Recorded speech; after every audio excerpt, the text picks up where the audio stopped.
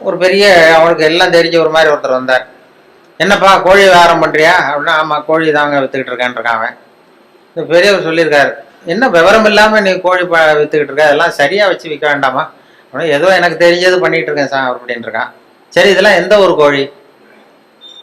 அப்போ அவன் சொல்லியிருக்கான், கோழி விற்கிறவன், பாருங்கள் சார் இது எந்த ஊர் கோழின்னு அடையாளம் தெரியாது, அது சேவலா கோழியாங்கிறது மட்டும்தான் தெரியும், வேற அந்த கோழி எந்த ஒரு கோழிங்கிறதுலாம் நமக்கு தெரியாது, அது கண்டுபிடிக்க முடியாதுன்றான். இவரு சிரிச்சாராம். அந்த என்னடா இவ்வளவு தூரம் விவரம் தெரியாம இருக்க, கோழின்னா அந்த முதுவை பார்த்தே கண்டுபிடிக்கணும் எந்த ஒரு கோழின்னு, அது தெரியாம கோழி வியாபாரம் பண்ண வந்துட்டே நீ அப்படின்னு சொன்னா, உங்களுக்கு தெரியுமா சார்ன்றான். எனக்கு தெரியும்டா, அதோ போது பாரு அந்த மூலையில 2, அது வந்து நாமக்கல் கோழி, அதுல ஒரு 2 கூடு, முதுவை பார்த்தாவே தெரியுது. போது பாரு இது சேலத்து கோழி, இதுல ஒரு 2 கூடு எடுத்து வை.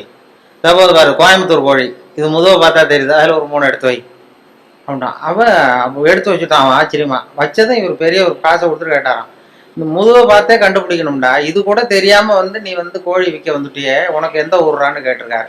அவன் முதுவை திருப்பி காட்டினானா, பார்த்து தெரிஞ்சுக்கோ, நீயே பார்த்து தெரிஞ்சுட்டு போ.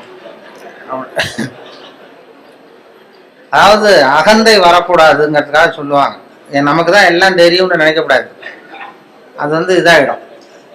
அதுக்குதான் அந்த இதுவும் சொல்லுவாங்க, கர்வம்ங்கிறது கூடாது, மனிதர்களுக்கு கர்வம் வரக்கூடாது, கர்வம் வந்து தப்பு. ஒரு வெள்ளம் படிச்சுட்டு, அதான் ஒரு பிவிஎஸ்சி படிச்சுட்டு, பிவிஎஸ்சி கால்நடை மருத்துவருக்கு படிச்சுட்டு கிராமத்துக்கு வந்திருக்கான். அவனுக்கு எல்லாம் படிச்சுட்டோம், எல்லாம் தெரிஞ்சு போச்சுங்கிற ஒரு கர்வம் வந்துட்டுது. வந்தது அங்கே ஒருத்தன் மாடு மேய்ச்சிட்டு வந்துருக்கிறான். என்னடா விவரம் இல்லாமல் மாடு மேய்க்கிறீங்க, இதெல்லாம் பண்ணைன்னா ஒரு அதுக்கு ஒரு சயின்டிஃபிக்காக செய்யணும், அதெல்லாம் சயின்டிஃபிக்காக மாடு மேய்க்கணும், இதெல்லாம் ஒன்றும் தெரியாமல் இன்னமும் ஒன்றும் விவரம் இல்லாமல் பண்ணிட்டு இருக்கீங்களே, இது என்ன இதெல்லாம் மாடு மேய்க்கிறீங்களே, இதெல்லாம் நீ தான் பார்த்துக்கிறியானா? ஆமான்றான். இல்லை உங்கள் ஊரில் இது மாதிரி பசுமாட்டுக்கெல்லாம் கொம்பு இருக்காதா, பசுமாட்டுலாம் கொம்பு இருக்காதா அப்படின்றான். அப்போ அந்த பொடியும் சொன்னானா, சார் பசுமாட்டுக்கு கொம்பு இல்லைன்னா அதுக்கு 2-3 காரணம் இருக்குது. அதாவது கண்ணுக்குட்டியாக இருக்கிறப்ப அது கொம்பை வந்து எடுத்துருவோம், அதுக்கு முளைக்காது, அது கண்ணுக்குட்டியாக இருக்கிறப்ப கொம்பே முளைக்காது, அதனால கொம்பு இல்லாமல் இருக்கும். 2வது காரணம் வந்து வளர்ந்ததுக்கு அப்புறம் ஒன்னோட ஒன்று முட்டிக்கும், அதனால அது முட்டிக்கப்படாத கொம்பை நாங்களே எடுத்துருவோம், அதனால கொம்பு இல்லாமல் இருக்கும். இப்போ இதுக்கு ஏன் கொம்பு இல்லைன்னா இது 3வது காரணம். இதுக்கெல்லாம் ஏன் கொம்பு இல்லைன்னா இதெல்லாம் மாடு இல்லை குதிரை அப்படின்னா. அப்போதான் தெரிஞ்சிருக்கு இவன், ஆகா நம்ம வந்து ரொம்ப இதாகிட்டோம், படித்தா எல்லாம் தெரிஞ்சிடும்னு நினச்சிட்டோம். படிக்கிறதுங்கிறது தகவல் அறிவு தான், தகவல் அறிவை சேகரிக்கிறது. அதனால் அது மாதிரி சொல்லுவாங்க. இப்படி நிறையா அதில் எதையாவது சேர்த்து சொல்கிறது எங்கள் பழக்கம். அப்படி பண்ணுறதுனால தான் இந்த நகைச்சுவை உணர்வுங்கிறத சில சமயம் பேப்பரில் வர்றதை வச்சுக்கிட்டே கூட சில கடுமையான விஷயங்களை கூட வேடிக்கை வந்து மென்மையாக்கி கொடுத்துட்றது உண்டு. நாங்கள் அப்போ இந்த முன்னாடி ஒரு தரம் இந்த அரசியலில் ரொம்ப சூடாக இருந்தது, அமலாக்க பிரிவு அதிகாரிகள்லாம் வராங்க, விசாரணை நடக்குதுன்னு ரொம்ப கடுமையாக இருந்தது. அந்த நேரம் ஒரு விஷயத்தை எடுத்து இன்னொரு தகவலில் அப்படியே சொல்லிட்டோம், ஒரு கதை மாதிரி மாற்றி சொல்லியாச்சு. அது சொல்லக்கூடாது, சட்டப்படி சொல்லக்கூடாது, ஆனால் ஒரு கதையாக மாற்றி சொன்னதுனால ஒன்றும் பிரச்சனை இல்லாமல் போயிட்டுது. அது என்னென்னா, அது ஒரு கதை மாதிரி சொன்னோம். டெல்லியிலேருந்து 2 அதிகாரிகள் வந்தாங்களாம் தமிழ்நாட்டுக்கு. தமிழ்நாட்டில் ஒருத்தன் திடீர்னு கோடீஸ்வரன் ஆகிட்டான். கோடீஸ்வரன், அது எப்படி அவனுக்கு பணம் சேர்ந்தது, அதை போய் விசாரிச்சுட்டு வா அப்படின்னு 2 பேர் டெல்லியிலேருந்து அதிகாரிகள் அனுப்பிச்சிட்டாங்க. 2 பேர் வந்திருக்கான், அமலாக்க பிரிவு அதிகாரிகள். வந்து இவனை பிடிச்சி, டே நாங்கள் டெல்லியிலேருந்து வந்திருக்கோம், நீ எப்படி பணம் சேர்த்த, எப்படி கோடீஸ்வரன், நேற்று வரைக்கும் நீ சாதாரண ஆளாக இருந்த, திடீர்னு எப்படி பணம் சேர்த்த, அது சொல்லுன்னா அவன் சிரிச்சிருக்கான். இதுக்காகவாது சார் டெல்லியிலேருந்து மெனக்கிட்டு வந்தீங்க, நான் ஒன்றும் தப்பான வழியில் பணம் சேர்க்கலை சார், நான் வந்து சரியான வழியில் தான் சேர்த்தேன், பந்தயம் கட்டியே பணக்காரன் ஆகிட்டேன். நான் பந்தயம் கட்டி எப்படிடா பணம் சேர்க்க முடியும் அப்படின்னா, நான் ஆகிட்டேன் சார், நீங்கள் நம்புங்க. நம்ப முடியாது அப்படின்னா உங்ககிட்டே ஒரு பந்தயம் கட்டி காட்டவான்றான். விசாரிக்க வந்தவங்ககிட்ட என்னடா பந்தயம் ஆனால், இதை பாருங்க, இது என் கண்ணு, இது என் பல்லு, என் கண்ணை என் பல்லாலேயே கடிக்கிறேன், எவ்வளவு பந்தயம்ன்றான். 100 ரூபாய் எடுத்து வச்சானா விசாரிக்க, 100 ரூபாய் இதை ப்ரூவ் பண்ணுறான் அப்படின்னு. அப்படியே ஒரு கண்ணை எடுத்துட்டான், அது பளிங்கு கண்ணு, ஏற்கனவே பளிங்கு கண்ணை வச்சிருக்கான், அதை எடுத்து கடிச்சுட்டான். வந்தவன் 100 ரூபாய் விட்டுட்டு நிற்கிறான். விசாரிக்க வந்தவன் உடனே கூட வந்தவனுக்கு கோவம் வந்துட்டுது. டேய் அவன்கிட்ட என்னடா ஏமாந்துக்கிட்டு இருக்க, அவன்கிட்ட உனக்கு விசாரிக்க தரல, நீ விளையாடா நான் கேட்குறேன்னு சொல்லி, டே இப்படிலாம் பண்ணக்கூடாதா, நாங்கள் டெல்லியிலேருந்து மெனக்கிட்டு இதுக்காக வந்திருக்கோம், எப்படிடா பணம் சேர்த்த என்கிட்டயாவது சொல்லு அப்படின்னா. நீங்கள் அவரை விட கொஞ்சம் புத்திசாலியாக தெரியுது சார், அதனால் நீங்களாவது நம்புங்க, நான் பந்தயம் கட்டி தான் பணம் சேர்த்தேன்றான். நம்ப முடியாதுன்றான். அப்படின்னா உங்ககிட்ட இன்னொரு பந்தயம் கட்ட வேண்டாம்ப்பா, என்ன என் ஆளை தான் ஏமாத்தி விட்டியே. இல்லை சார், அவர் வந்து கண்ணு பளிங்கு கண்ணு, அதனால தெரியாது, இந்த கண்ணு பளிங்கு கண்ணுங்கிறது தெரியாது, அதனால ஏமாந்துட்டார். நான் இப்போ உங்ககிட்ட கட்டுறது நெஜங்கண்ணு, இது வந்து நெஜங்கண்ணு, பளிங்கு கண்ணு கிடையாது. இதை கடிக்க முடியும் அப்படின்றான். அவன் ஒரு 100 ரூபாய் எடுத்து வச்சான். இவன் அப்படியே பல்செட்டை கேட்டினான் தனியா, கேட்டு கடிச்சு விட்டான். அதையும் விட்டுட்டு 2 பேரும் அப்படியே அலண்டு போயிட்டாங்க. விசாரிக்க வந்தவன் வந்து, நீ மேற்கொண்டு அவன்கிட்ட பேச பேச நம்ம பணம் தான் போய்கிட்டு இருக்க, அவன்கிட்ட நாம வந்து அவன் பணம் எப்படி சேர்த்தான்னு கண்டுபிடிக்கிறதுக்கு வந்திருக்கோம். நாம வந்து அவனை இன்னும் கோடீஸ்வரன் ஆக்கிட்டு இருக்கோம். இதுக்காகவா மெனக்கிட்டு டெல்லியில இருந்து நம்மளை அனுப்புனாங்க. இது சரியா வராதுடா, இனிமே அவன்கிட்ட பேச்சு கொடுக்காத, ஒதுங்கி வந்து டெல்லிக்கு போறதுக்கு டிக்கெட்டுக்கு பணம் இருக்கா பாடுறா அப்படின்றான். எண்ணி பார்த்து சரியா இருக்கு, கரெக்டா இருக்கு, இன்னும் ஒரு பந்தயம் கட்டினோம்னா போச்சு, சரியா போடும், அதனால இப்போ இருக்கிறது சரியா இருக்குன்றாங்க. அப்படின்னா அவன்கிட்ட மேற்கொண்டு விசாரிக்காத, நம்ம போய் நம்ம தலைவர்கிட்ட சொல்லிடுவோம், டெல்லிக்குன்னு நாங்கள் போயிட்டு வரோம் சார், ரொம்ப தேங்க்ஸ், நீங்கள் அப்படியே இருங்க சார், சௌக்கியமா இருங்கன்னு சொல்லிட்டு, ஏன் சார் கொஞ்சம் இருந்து சாப்பிட்டு போங்களேன்றாங்க. அதெல்லாம் வேணாம் சார், நீங்கள் மறுபடியும் ஏதாவது பேச்சு வரும், மறுபடியும் பந்தயம் கட்டுவீங்க, நாங்கள் போயிட்டு வரோம், நாங்கள் பார்த்துக்குறோம் சார், நீங்கள் போயிட்டு வாங்கன்னு ரொம்ப மரியாதையாக அவனை விட்டுட்டு போயிட்டாங்க. 2 பேரும் போய் டெல்லியில் இந்தியாவுக்கே தலைமை அதிகாரி அவர்கிட்ட போய் சொல்லிட்டான், சார் அவன் தமிழ்நாட்டுக்கு போனோம், தமிழ்நாட்டில் போய் அவன் எப்படி பணம் சேர்த்தானா பந்தயம் கட்டியே பணம் சேர்த்தேன்னு சாதிக்கிறான் சார், அது மட்டும் இல்லை எங்ககிட்ட ஒரு 200 ரூபாய் பிடிங்கிட்டு விட்டான் சார். ஆனால் அவருக்கு கோவம் வந்துட்டு தான், எத்தனை பேரா இருக்கீங்க இந்த இந்தியாவெல்லாம், நீங்கள்லாம் ஒரு பெரிய அதிகாரியா, ஜூனியர் ஆஃபீஸர்ஸ் எத்தனை பேர் இருக்கீங்க இந்தியா பூரா விசாரிக்கிறதுக்கு, நம்ம ஆஃபீஸ்லன்னா 30 பேர் இருக்கோம் சார், ஆனால் 30 பேரையும் இங்கே கூப்பிடு, உங்களுக்கு ட்ரைனிங் கொடுக்கணும், உங்களுக்கு அனுபவம் பத்தாது, நான் இந்தியாவுக்கே தலைமை அதிகாரி, அனுபவம் ஜாஸ்தி, உன்ன மாதிரி இருக்கிற 30 பேர் இங்கே கூப்பிட்டு ஹாலில் உட்கார வை, ஜூனியர் ஆஃபீஸர்ஸ், நான் வந்து ட்ரைனிங் கொடுக்கணும், உங்களுக்கு பயிற்சி பத்தாது, ஒரு ஆள் போய் தமிழ்நாட்டில் அந்த ஆளை கூப்பிட்டு வாங்க, இங்கே அவனையே கூப்பிட்டு வாங்க, இந்த கோடீஸ்வரனை வர்ற வரைக்கும் அவன்கிட்ட பேச்சு கொடுக்காதீங்க, இப்போ ஏதாவது வர்ற வழியிலே பந்தயம் கட்டுவான், ஏதாவது சைகையிலேயே கூப்பிட்டு வந்துருங்கன்னு ஒருத்தர் அனுப்பிச்சார். ஒருத்தன் வந்து மெதுவாக ரொம்ப சாமர்த்தியமாக அவன்கிட்ட எது கேட்டாலும், இல்லை சார் எல்லாம் அங்கே போய் பேசிக்கலாம் வாங்க, எதுக்கு சார் கூப்பிட்டு போறீங்கன்னா, அதெல்லாம் அங்கே போய் பேசிக்கலாம் சார், நீங்கள் ஒன்றும் வாங்கன்னு மெதுவாக பேச்சு கொடுக்காம கொண்டு போய் டெல்லியில் இது மாதிரி மேடையில் நிறுத்தி அந்த பெரிய இந்தியாவுக்கே தலைமை அதிகாரி உட்காந்துருக்கார், இவன் நிற்கிறான், இந்த 30 பேர் ஜூனியர் ஆஃபீஸர்ஸ் உட்காந்துருக்காங்க, அவங்களுக்கு ட்ரைனிங் கொடுக்குறாரு அவர். இதை பாருப்பா, நான் வந்து இந்தியாவுக்கே தலைமை அதிகாரி, நான் நினச்சேன்னா உன் தண்டனையை குறைக்க முடியும், உனக்கு வந்து உன்னை அப்ரூவராக கூட மாற்றிடுவேன், அந்த அதிகாரம்லாம் என்கிட்ட இருக்குது, அதனால என்கிட்ட சொல்லிடு எப்படி பணம் சேர்த்தேன் அப்படிங்கிறார். சார் நீங்கள் வந்து இந்தியாவுக்கே தலைமை அதிகாரி, உங்களுக்கு அனுபவமும் ஜாஸ்திங்கிறத நான் புரிஞ்சுக்கிட்டேன், வயசும் ஜாஸ்தி, அதனால நீங்களாவது நம்புங்க சார், நான் பந்தயம் கட்டி தான் பணம் சேர்த்தேன். அங்கேயும் நம்ப முடியாதுரா அப்படின்னா உங்ககிட்ட ஒரு பந்தயம் கட்டிட்டோமான்றான். நான் இந்தியாவுக்கே தலைமை அதிகாரா அப்படின்னா, இருக்கட்டும் சார், நான் ப்ரூவ் பண்ண வேண்டாமா உங்களுக்கு, வேண்டாம் சார், அது எங்கள் அதிகாரியை தான் ஏமாற்றி விட்டியடா எங்கள் 2 பேரை அப்படின்னா. அப்போ அவர் சொன்னானா இவன், அது இல்லை சார், உங்கள் அதிகாரிகள் ஏமாந்தது என் உடம்பை பற்றின ரகசியம், நான் வந்து பளிங்கு கண்ணு வச்சிருந்தேங்கிறது அவருக்கு தெரியாது, ஏமாந்து போனார், நான் பல் செட்டு கட்டியிருந்தேங்கிறது தெரியாது, அதனால இவர் ஏமாந்து போனார். இப்போ நான் உங்ககிட்ட பந்தயம் வைக்கிறது வந்து என் உடம்பை பற்றின ரகசியமே வேண்டாம், உங்க உடம்பை பற்றின ரகசியம். இவர் அசந்துட்டார், என் உடம்புல என்னடா ரகசியம்னார். இப்போ ஒன்றும் இல்லை சார், முதுகில் இடுப்பு கிட்ட 1 ரூபா அகலத்துக்கு கருப்பாக ஒரு மச்சம் இருக்குது, உங்களுக்கு கருப்பாக ஒரு மச்சம் முதுகில் இடுப்பு கிட்ட இருக்கு அப்படின்னா, அவருக்கு இல்லைன்னு நல்லா தெரியும், அதனால சுத்தமாக இல்லைடா சார், நேற்று வரைக்கும் இல்லை சார், இந்த நிமிஷம் இருக்கு அப்படின்றான். அவரு அசந்து போய் ஒரு 100 ரூபாய் எடுத்து வச்சார், இதை ப்ரூவ் பண்றான். இவனும் ஒரு 100 ரூபாய் எடுத்து வச்சுட்டு சட்டையை கேட்டுங்க சார், கேட்டி காட்டுறாரு, மச்சம் இல்லை, இவன் தோத்து போட்டான், மச்சம் இல்லை அவருக்கு. உடனே அந்த பெரியவர் அதிகாரி 200 ரூபாய் எடுத்து வச்சுக்கிட்டு, தோழர்களே உங்களுக்கு அனுபவம் இல்லை, அதனால உங்களை ஏமாத்திட்டான், எனக்கு அனுபவம் ஜாஸ்தி, இப்போ என்கிட்ட அவன் ஏமாந்துட்டான், இப்போ இந்த பந்தயத்தில் எனக்கு 200 ரூபா லாபம்னாரான் பெரியவர். அப்போ இவன் எங்கேருந்து போனோம், இவன் மெதுவாக ஆரம்பிச்சிருக்கான், சார் ஐயா நீங்கள் சொல்கிறது சரி, ஒரு 200 ரூபா இந்த பந்தயத்தில் உங்களுக்கு லாபம் தான், ஆனால் இதே பந்தயத்தில் எனக்கு 2900 ரூபா லாபம் சார்ன்றான். என்னடா பண்ண அப்படின்னு கேட்டிருக்காரு. உங்களுக்கு தெரியாம இந்த 30 பேர்கிட்டையும் தனித்தனியா ஒரு பந்தயம் கட்டியிருக்கேன். என்ன பந்தயம்டா கட்டினேன்? ஆனால் அது ஒன்றும் இல்லை, உங்க எல்லாரும் முன்னாடியும் உங்க மேல் அதிகாரியே சட்டையை கேட்ட வைக்கிறேன்.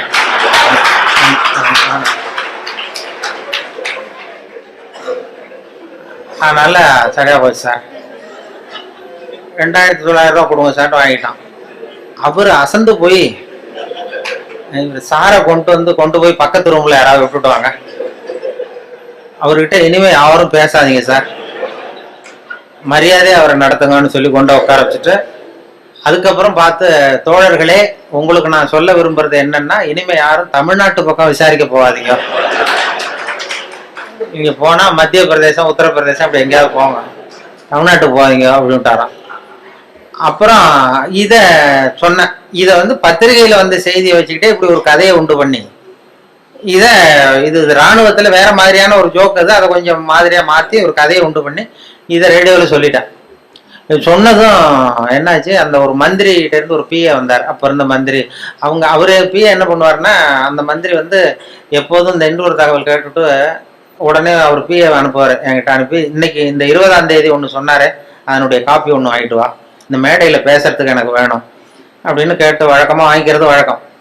இந்த மாசத்துல தேதியை குறிச்சு அனுப்புவார், இந்த 8ஆம் தேதி ஒலிபரப்பானது, 10ஆம் தேதி, 12ஆம் தேதி, இதெல்லாம் வந்து ஸ்கிரிப்ட் வாங்கிட்டு வா, மேடை பேச்சுக்கு எனக்கு வேணும்னு கேட்பாரு. உடனே நாங்களும் அவர் அந்த பிஏ வந்தாருன்னா உடனே ஒரு செராக்ஸ் காப்பி எடுத்து அனுப்பிச்சிருவோம்.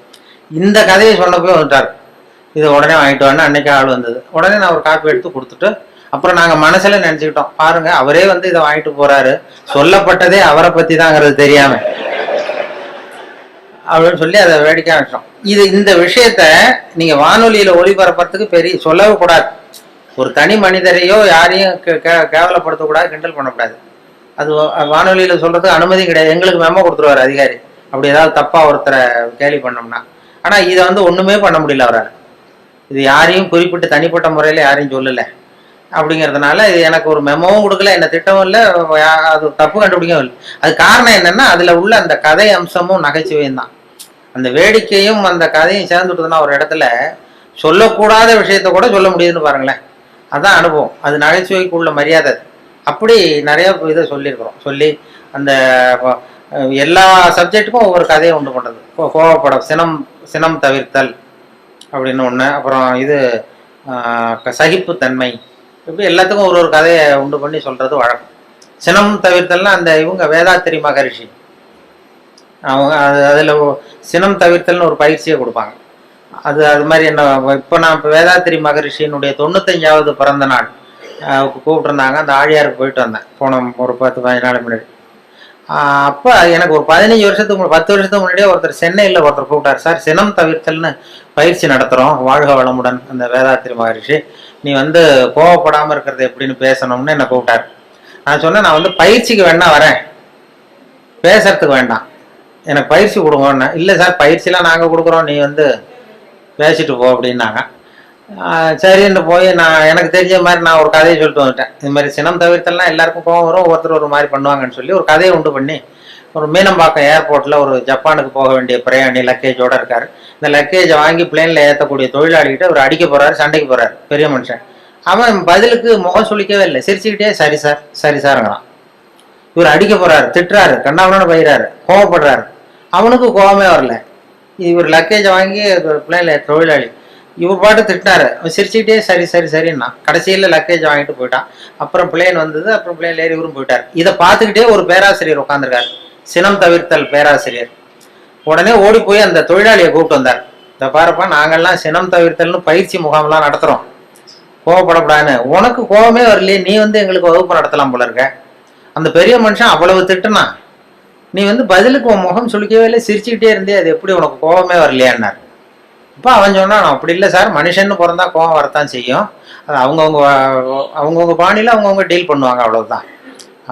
உனக்கு கோவம் வந்தது அவர் திட்டும் பொழுது அப்படின்னா, வந்தது சார், எனக்கு கோவம் வந்தது, முகத்துல தெரியலையே அப்படின்னா, அது தெரியாது சார் அப்படின்னுக்கான். இப்போ எப்படி அதை சமாளிச்சா, எப்படி டீல் பண்ணேன்னு கேட்டிருக்காரு. அது வேற ஒன்றும் இல்லை சார், அந்த பிரயாணி அவர் வந்து ஜப்பான் போயிட்டு இருக்காரு, அவர் லக்கேஜ் எல்லாம் அமெரிக்கா போயிட்டு இருக்கு.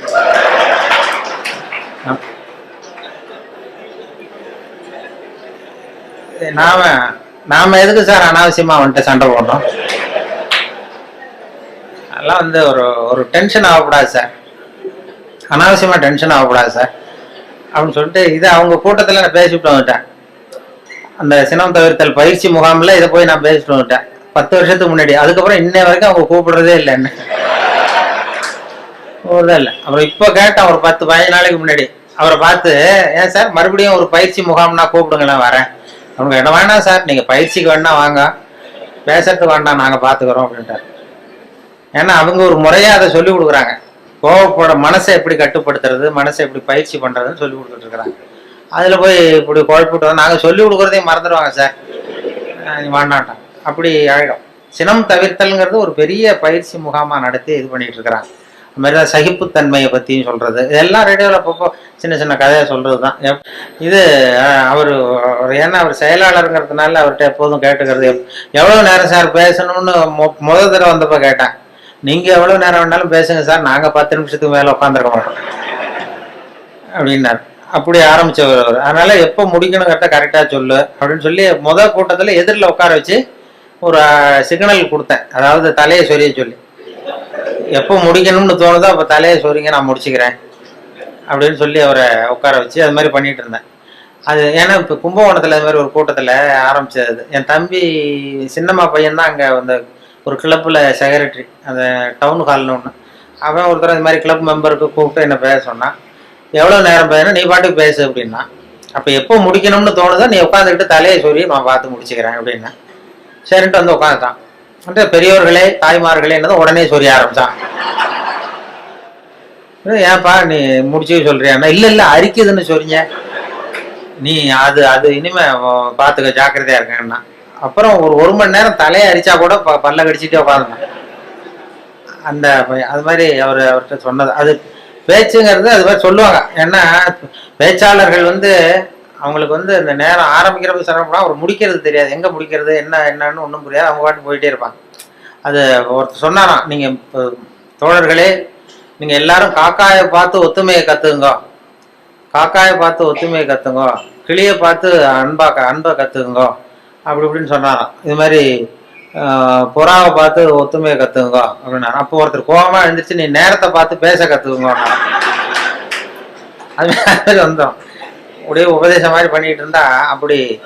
ஆனால் பேச்சு வந்து சொல்லுவாங்க, அது வேடிக்கையாகவே சொல்றது உண்டு. ஒருத்தர் பேசிக்கிட்டே இருந்தாராம், ரொம்ப நேரம் பேசிகிட்டு இருந்திருக்காரு. சார் நான் எவ்வளோ நேரம் போனது தெரியல, உங்கள் பொறுமை தெரியல, நான் பேசிகிட்டே இருந்துட்டேன், கடிகாரத்தை கூட பார்க்க மறந்துட்டேன் சார் அப்படின்னாராம் பேச்சாளர். கடிகாரத்தை கூட பார்க்க மறந்துட்டேன், என்னை மன்னிச்சுங்க, ரொம்ப நேரம் பேசிட்டேன் போல் இருக்கு. ஆனால் ஒருத்தர் கோபமாக எழுந்திரிச்சு சொன்னாராம், ஏன் கடிகாரத்தை தான் பார்க்க மறந்தேன், பின்னாடி மாட்டி இருக்கிற காலண்டரையாவது பார்க்க கூடாதா அப்படின்னா. வாரக்கணக்கில் பேசிக்கிட்டு இருந்திருக்கான், முதல் நாள் ஆரம்பிச்சு மறுநாள் முடிகிற வரைக்கும் அப்படி ஆரம்பிச்சிருவாங்க. அப்படிதான் அந்த சொல்லுவாங்க. அவர் சொன்னது என்னன்னா, இது அந்த காலேஜ்லேருந்து பரிசோதனை, அது ஜோக்கு இல்லை, அது ஒரு சம்பவம் சொல்லிக்கிட்டு இருந்தேன் காலையில். அதாவது இந்த இவங்க இதில் மாநில கல்லூரியிலேருந்து மனோதத்துவ பேராசிரியர் ஒருத்தர் வந்தார். அவர் மாணவர்களெல்லாம் அழைச்சிட்டு வந்தார் என்கிட்ட.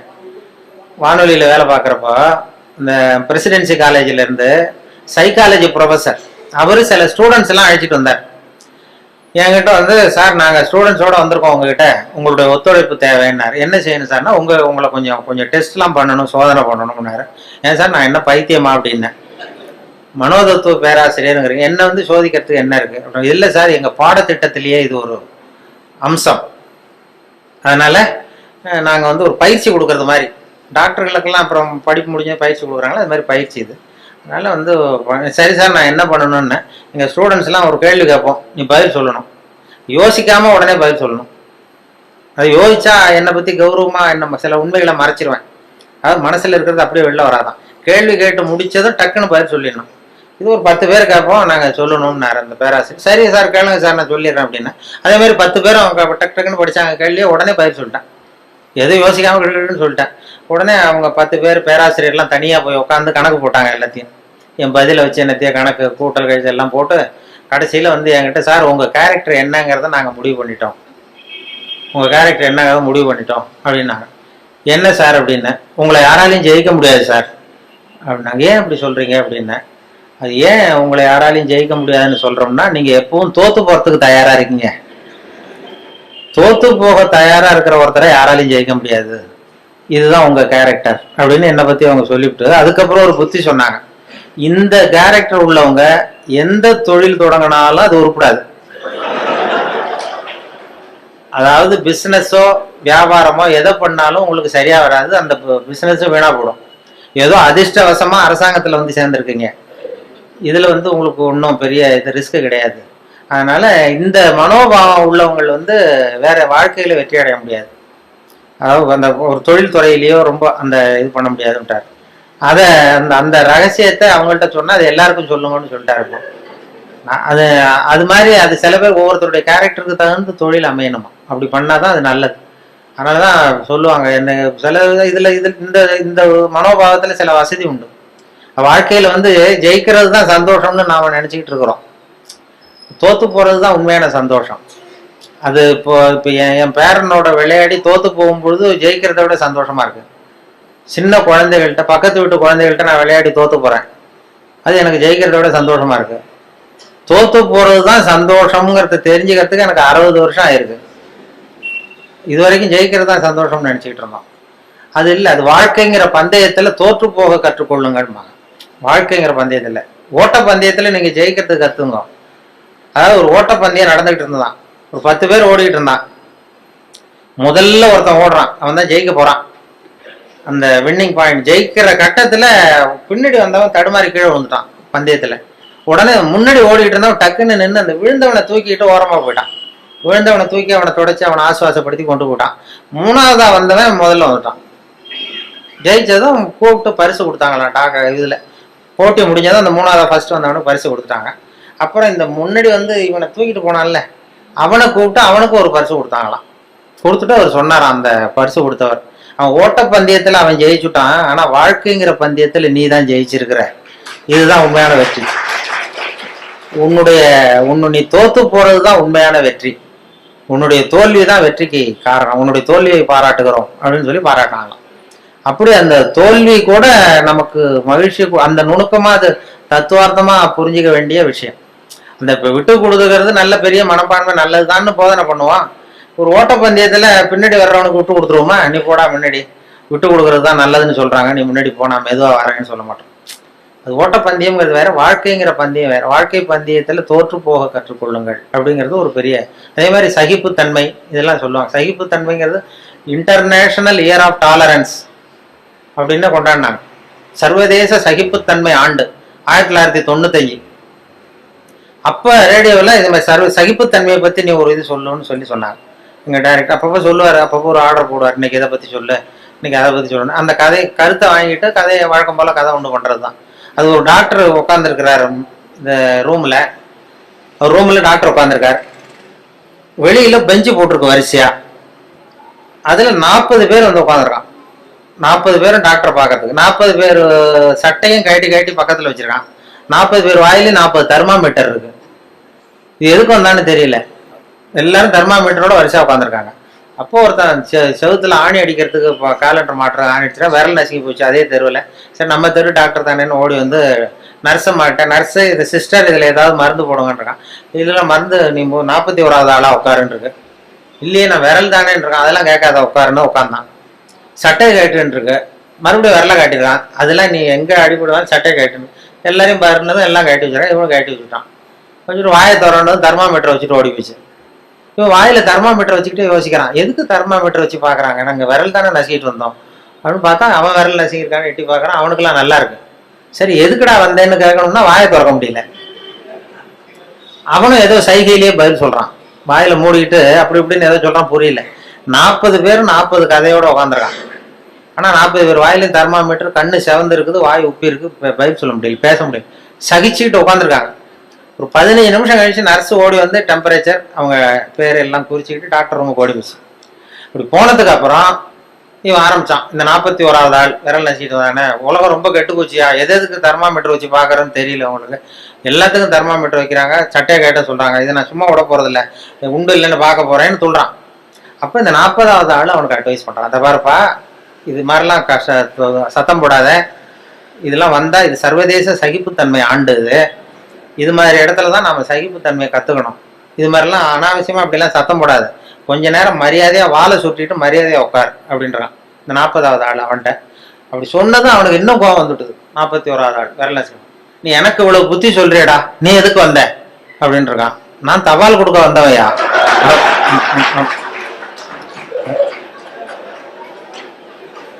தினப்படி வருவேன் சட்டையை கேட்ட சொல்லுவாங்க, நான் கேட்டு வைப்பேன்,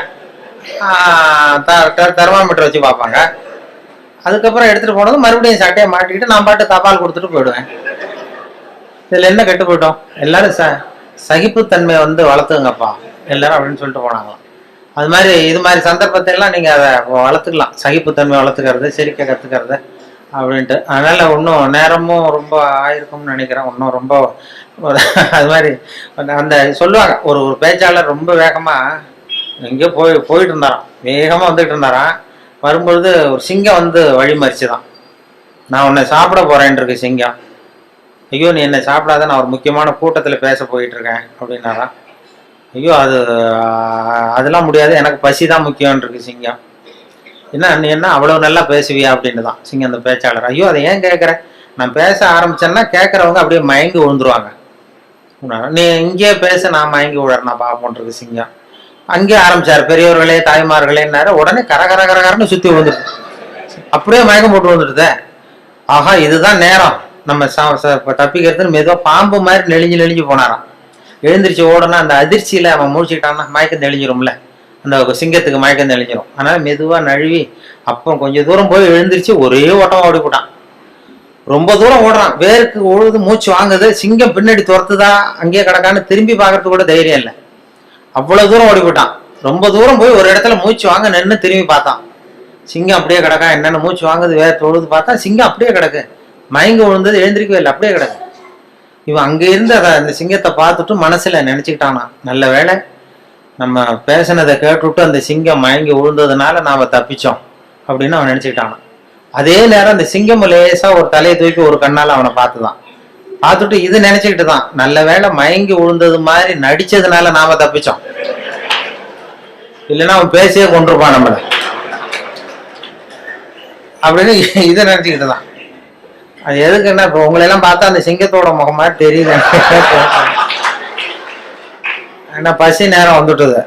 அதனால இதுக்கு மேலேயும் நீங்க சிங்கமா மாறுற வரைக்கும் உங்க பொறுமையை சோதிக்க கூடாதுங்கிறதுனாலையும் இவரும் விடமாட்டார். இப்படி நாலாவது தடவை 5வது தடவை கூப்பிட்டுட்டே இருப்பாரு. ஒவ்வொரு தடவை எல்லாரும் எழுந்திரிச்சு நின்று கை தட்டுங்கம்பாரு. அதனால மறுபடியும் உங்களை அப்புறம் வந்து சந்திக்கிறேன். ரொம்ப நன்றி, வணக்கம். செல்வந்தர் ஒருத்தர்கிட்ட ஒரு சிறுவன் வந்து ஆடு மேய்ச்சிக்கிட்டு இருந்தானா. பெரியவர் அவனை கூப்பிட்டு, நீ நேராக போய் ஒரு ஆட்டில் உள்ள ரொம்ப நல்ல பகுதி எதுவோ அதை எடுத்துக்கிட்டு வா அப்படின்னாரான். இவன் போனான். ஒரு ஆட்டு உடம்புல இருந்த நாக்கு, இருதயம், இது ரெண்டையும் எடுத்துகிட்டு வந்து கொடுத்தானான். பெரியவர் வாங்கி பார்த்தார். அதுக்கப்புறம் இப்போ நீ போய் இன்னொரு ஆட்டில் இருக்கிற ரொம்ப கெட்ட பகுதி எதுவோ அதை எடுத்துகிட்டு வா அப்படின்னாரான். இவன் போய் எடுத்துகிட்டு வந்தான். அவன் கையில் இருந்தது மறுபடியும் அதே மாதிரி நாக்கு, இருதயம், இது ரெண்டும் தான். என்னது இப்பவும் அதையே கொண்டுட்டு வந்திருக்கிற அப்படின்னாராம் பெரியவர். இவன் சொன்னானா, ஒரு உடம்புல உள்ள ரொம்ப நல்ல பொருளும் இதுதான், ரொம்ப கெட்ட பொருளும் இதுதான் அப்படின்னானா. இளம் வயசுல இப்படி பதில் சொன்னவர் தான் பேரறிஞர் லுக்மானுல் ஹக்கீம் அவர்கள். கோபப்படாமல் இருந்தா இது ரெண்டும் நல்லா வேலை செய்யும், கோபப்பட்டா இது ரெண்டும் மோசமா வேலை செய்யும். அதை புரிஞ்சுக்கிறதுக்காகத்தான் இன்னைக்கு இந்த தகவல். கோபம் வந்துட்டா நாம என்ன செய்யறோங்கிறது நமக்கே தெரியாது. ஒருத்தர் டாக்டர்கிட்ட போனார் அவசரமா, டாக்டர் எனக்கு இப்போ கடுமையான கோப வெறி, எனக்கு கண்ணு மண்ணு ஒன்றும் புரியல, உடனடியாக அதை கட்டுப்படுத்தணும், உடனே இதுக்கு ஏதாவது ஒரு மாத்திரை கொடுங்க ப்ளீஸ் அப்படின்னார். அந்த டாக்டரும் உடனே ஒரு மாத்திரையை கொடுத்து, இதை உடனே போடுங்க, நான் தண்ணி கொண்டுகிட்டு வரேன்னு உள்ளே போனார். தண்ணியோடு திரும்பி வந்தார். இவர் சொன்னார், டாக்டர் நீங்கள் கொடுத்த மாத்திரை ரொம்ப பெருசாக இருந்தது, இருந்தாலும் கஷ்டப்பட்டு முழுங்கிட்டேன்னார்.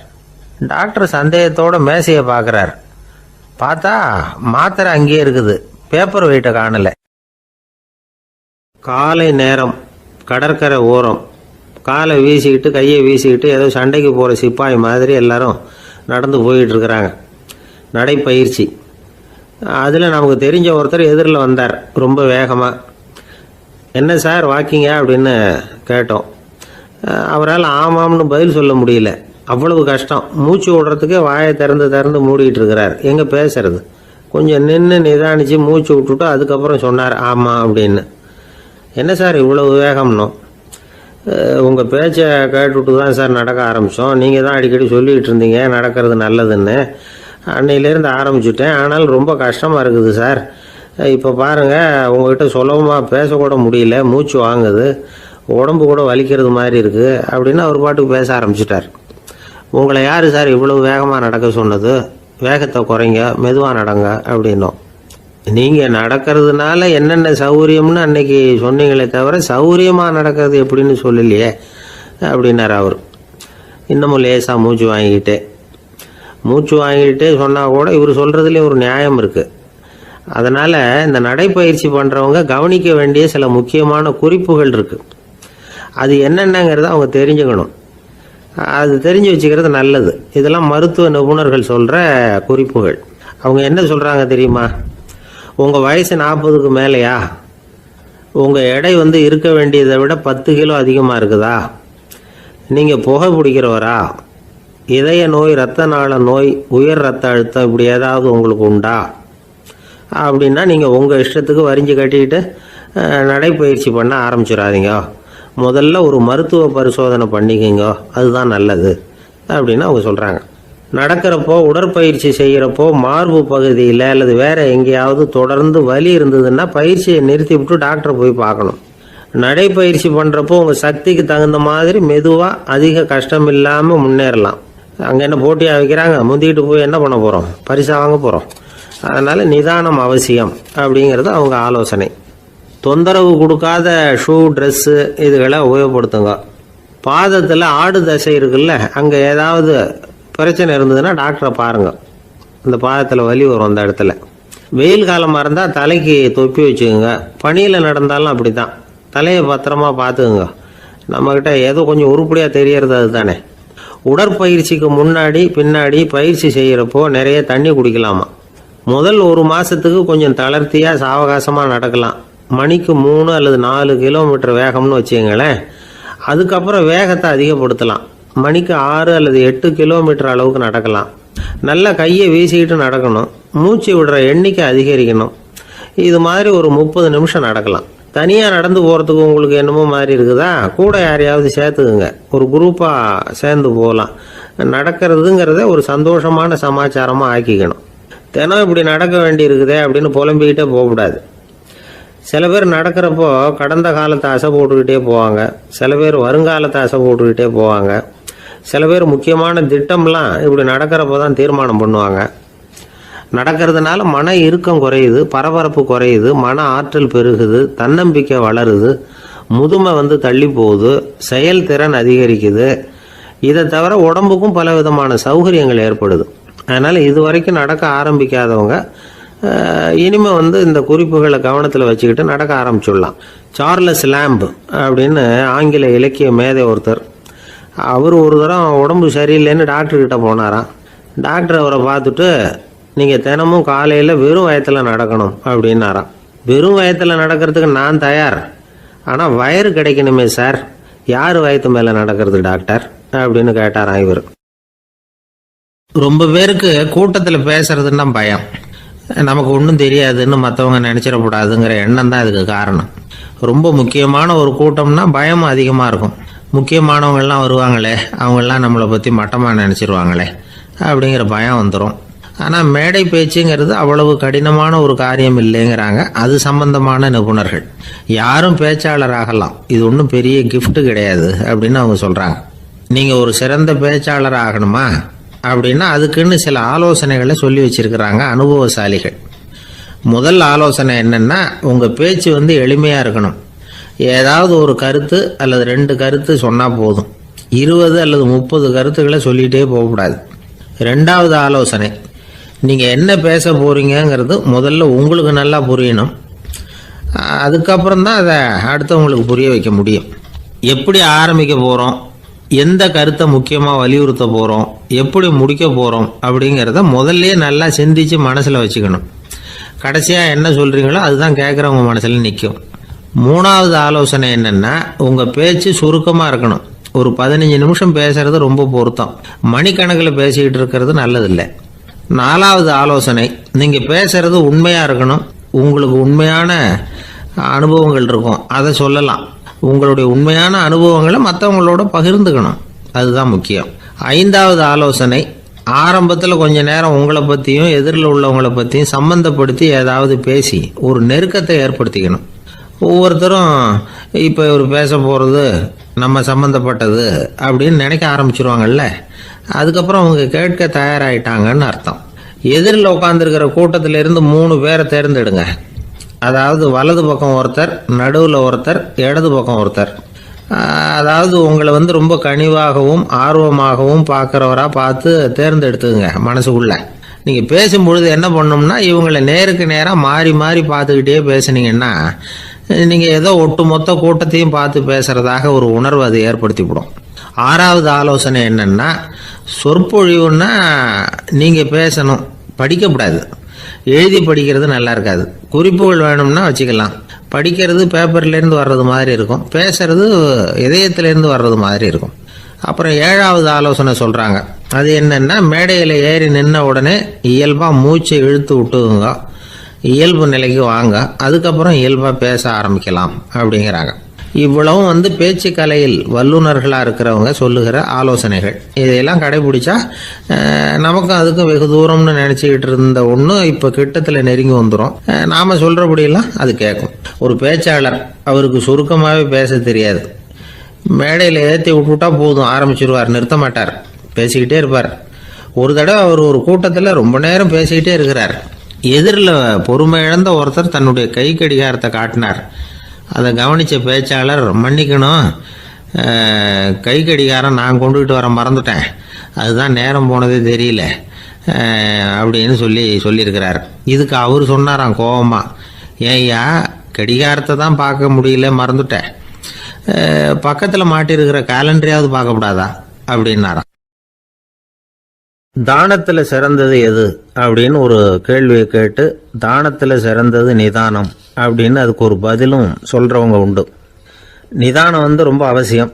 அதுவும் இன்றைய உலகத்துக்கு ரொம்ப அவசியம். இன்றைக்கி உலகம் ரொம்ப பரபரப்பாக போய்கிட்டு இருக்குது. பொறுமையாக இருக்கணும்னு நினைக்கிறவங்களால கூட அப்படி இருக்க முடியறதில்ல. பொறுமையை சோதிக்கிறது மாதிரி பல சம்பவங்கள், அதையெல்லாம் சந்திச்சே தீர வேண்டியிருக்குது. எங்கே போனாலும் க்யூவில் நிற்க வேண்டியிருக்குது, எங்கே போனாலும் காத்துக்கிட்டு இருக்க வேண்டியிருக்கு. ஆஃபீஸ்லேயோ வீட்லேயோ கூட நீங்கள் நிதானமாக பொறுமையாக நடந்துக்க தெரியலன்னா உங்களுக்கு சிடுமூஞ்சி, முசுடு இப்படிலாம் பேர் வச்சுருவாங்க. அது உங்களுக்கு தேவையா? சரி, வாழ்க்கையில் பொறுமைசாலின்னு பேர் வாங்கிறதுக்கு என்ன வழி? முதல் பாயிண்ட், நீங்கள் நினைக்கிறது, எதிர்பார்க்கறது, செய்கிறது எல்லாமே 100% கரெக்டாக நடக்கணும்னு ஆசைப்படக்கூடாது. எதுவாக இருந்தாலும் அதில் ஓரளவுக்கு தவறு நடக்கலாம் அப்படிங்கிறத எதிர்பார்த்தே இருக்கணும். ஓரளவுக்கு அதை அனுமதிக்கணும். ஒரு நண்பரை 6 மணிக்கு ஒரு இடத்துக்கு வர சொல்லியிருக்கிறீங்க, 6 மணிக்கு அவர் வரலை, உடனே பொறுமை இழந்து நடந்துக்கக்கூடாது. ஒரு 10 நிமிஷம் டிலே ஆகலாம். ஒரு வர்ற வழியில் பஸ்ஸு கூட ஏதாவது டிராஃபிக்கில் மாட்டியிருக்கலாம். அதெல்லாம் எதிர்பார்த்தே கொஞ்சம் காத்திருக்கிறதுல ஒன்றும் தப்பு இல்லை. சில சமயம் டிலே ஆகிறது கூட நல்லதாக முடியும். ஒரு பஸ்ஸை தவற விட்டுட்டு, ஐயோ கொஞ்சம் ஒரு 2 நிமிஷம் முன்னாடி வந்திருந்தா பிடிச்சிருக்கலாமே அப்படின்னு தவிச்சிக்கிட்டு இருப்பாங்க சில பேர். அடுத்தபடியாக வர்ற பஸ்ஸு நேரடியாக நீங்கள் போக வேண்டிய இடத்துக்கே கொண்டு போய் விடுற பஸ்ஸாக கூட இருக்கலாம். அது உங்களுக்கு முன்னாடி தெரியாதுல்ல. சில நெருக்கடியான சூழ்நிலைகளை தமாஷா எடுத்துக்கிறதுக்கு பழகிக்கணும். சில இடங்களுக்கு போகிறப்ப காத்திருக்கிறதுக்கு நம்ம மனசை தயார்படுத்திக்கிட்டே போகணும். ஒரு ரயிலுக்கோ பஸ்ஸுக்கோ அல்லது விமானத்துக்கோ கப்பல் பிரயாணத்துக்கோ போகிறப்போ அங்கே போய் நீங்கள் மணிக்கணக்கில் கூட காத்துக்கிட்டு தான் இருக்கணும். புறப்படுற நேரம் கூட மாறலாம். நீங்கள் போய் சேர்ந்ததும் அது உடனே புறப்படணும்னு கட்டாயமாக என்ன? அது மாதிரி சமயத்தில் படிக்கிறதுக்குன்னு சில சுவாரஸ்யமான புத்தகங்களையும் கையில் எடுத்துக்கலாம். உங்களை சுற்றி எவ்வளவோ சுவாரஸ்யமான சம்பவங்கள் நடந்துக்கிட்டு இருக்குதுல்ல, அதையெல்லாம் வேடிக்கை பாருங்கள். எதுக்காக காத்துக்கிட்டு இருக்கிறோமோ அந்த காரியத்தில் உண்மையாகவே நமக்கு ஒரு அக்கறை இருந்தால் நமக்கு போர் அடிக்காது. சில கோயில்களில் பார்த்துருப்பீங்க, தரிசனத்துக்காக பக்தர்கள் நாள் கணக்கில் காத்துக்கிட்டு இருப்பாங்க. அவங்களெலாம் அழுத்துக்கிறது இல்லை. ஆண்டவனை தரிசிக்கணுங்கிற உண்மையான அக்கறை இருக்கிறதுனால அவங்களுக்கு போர் அடிக்கிறது இல்லை. ஆனால் சில சினிமா தியேட்டரில் கூட பார்க்கலாமே, சினிமா கியூ கூட அப்படி தான். சாயந்தரம் 6 மணி ஆட்டத்துக்கு காலம்பரம் 6 மணிக்கே போய் கூட காத்துக்கிட்டு இருப்பாங்க. அவங்களுக்கெல்லாம் போர் அடிக்காது, படம் பார்க்குற ஆர்வம். இன்னொரு முக்கியமான விஷயத்தை நாம் பழக்கப்படுத்திக்கணும். லிவ் ஃபார் தி மூமெண்ட் அப்படிங்கிறாங்க நிபுணர்கள். ரொம்ப பேர் எப்படின்னா, அடுத்தபடியாக நடக்க போகிற விஷயத்திலேயே கவனமாக இருப்பாங்க. அந்த நினைப்புலேயே இந்த நிமிஷத்தை பொறுமை இல்லாமல் கழிப்பாங்க. ஒருத்தர் இருக்கார், அவர் எப்படின்னா ஆஃபீஸ் முடியறதுக்குள்ளேயே, சார் 5 மணிக்கெல்லாம் ரெடியாக இருங்க, நாம் அந்த ஹோட்டலில் போய் டிஃபன் சாப்பிட்ணும் அப்படின்னு 4 மணிலேருந்து சொல்லிகிட்டு இருப்பார். 4:55 பரபரப்பாக ஓடி வருவார். 2 பேரும் புறப்படுவோம், ஹோட்டலுக்கு போவோம், சாப்பிட்டுக்கிட்டு இருப்போம். அப்படி சாப்பிட்டுட்டு இருக்கிறப்ப சார் சாப்பிட்டு முடித்ததும் நேராக ஒரு ஜவுளி கடைக்கு போகிறோம் அப்படிம்பார். பரபரக்க சாப்பிட்டு முடிப்பார், புறப்படுவார். ஜவுளி கடையில் அவசரமாக சீக்கிரம் பில் போடுங்க சார், சினிமாவுக்கு நேரம் ஆகிடும்பார். சினிமா தியேட்டரில் உட்காந்து அடுத்தபடியாக எங்கே டின்னர் சாப்பிட்றதுன்னு யோசனை பண்ணிகிட்டு இருப்பார். ராத்திரி படுக்கையில் விழுந்ததுக்கு அப்புறமும் நாளைக்கு காலையில் எழுந்திரிச்சதும் அதை பண்ணணும் இதை பண்ணணும்னு திட்டம் போட்டுக்கிட்டே இருப்பார். அதாவது எப்பவும் அடுத்த நிமிஷம், அடுத்த நாள், அடுத்த வாரம், அடுத்த வருஷம், இதுதான் அவங்க சிந்தனை. இந்த நிமிஷம் என்ஜாய்மெண்ட்டை அவங்க இழந்துடுறாங்களாம். அதனால தான் வாழ்நாள் பூரா பொறுமையின்மை, அவஸ்தை, அல்லல். அதனால் நாம் எல்லாரும் வாழ்க்கையில் நிதானமாக இருக்கிறதுக்கு கற்றுக்கணுமா. அதுக்காக இந்த நிதானத்துக்கு வேறு விதமான அர்த்தம் பண்ணிக்கக்கூடாது. ஒருத்தர் அப்படித்தான் ஒரு தடவை அவருடைய குதிரை காணாமல் போயிட்டு தான். அதுக்காக அவர் கவலைப்படல, நிம்மதியாக இருந்தார், சந்தோஷமாக இருந்தார். என்ன சார் இது, உங்கள் குதிரை திருட்டு போயிட்டுதுங்கிறீங்க, நீங்கள் கவலைப்படாமல் இருக்கிறீங்களே அப்படின்னு கேட்டாங்களாம். அதுக்கு அவர் சொல்லியிருக்கார், நல்ல வேலை சார், கட்டியிருந்த குதிரை காணாமல் போயிருக்குது. நான் அது மேலே உட்காந்துருக்கிற சமயம் அது காணாமல் போயிருந்ததுன்னா, திருட்டு போயிருந்ததுன்னா நானும் சேர்ந்துல காணாமல் போயிருப்பேன் அப்படின்னாராம். எவ்வளவு நிதானமான ஆள் பாருங்கள்.